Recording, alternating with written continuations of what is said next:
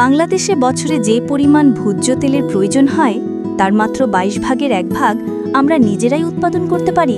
এটাই আমাদের বাস্তবতা। বাকি সবই আসে বিদেশ থেকে।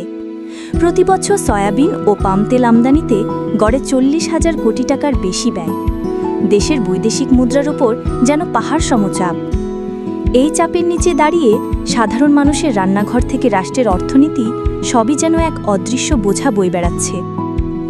এই পরিস্থিতিতে বহু বছর ধরে সরকার ও কৃষিবিজ্ঞানীরা খুঁজছিলেন এমন এক আশার আলো যা দেশের মাটিতে ফুটবে, ফল দেবে আর দেশের তেলের ঘাটতি কমাবে। সেই দীর্ঘ অনুসন্ধান একসময় গিয়ে থেমেছে সিলেটের সবুজ পাহাড়ের কোলে খাদিমনগরের শান্ত বনে।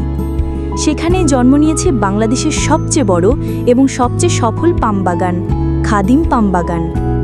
একসময় যে ভূমি ছিল নিস্তব্ধ ও অবহেলিত, আজ সেখানে দাঁড়িয়ে আছে হাজারো পাম গাছ, যেন দেশের ভবিষ্যতের প্রতীক। প্রতিটি গাছের কাঁদিতে ঝুলে থাকে কৃষকের স্বপ্ন, দেশের তেল নির্ভরতার মুক্তির আশা। পাম গাছ রোপণের মাত্র ৩ থেকে ৪ বছরের মধ্যেই ফলন শুরু হয়। একটি গাছ টানা ৬০ থেকে ৭০ বছর ফল দিতে পারে। এই দীর্ঘ সময় যেন এক আশ্বাস, দেশের জন্য স্থায়ী সমাধানের প্রতিশ্রুতি।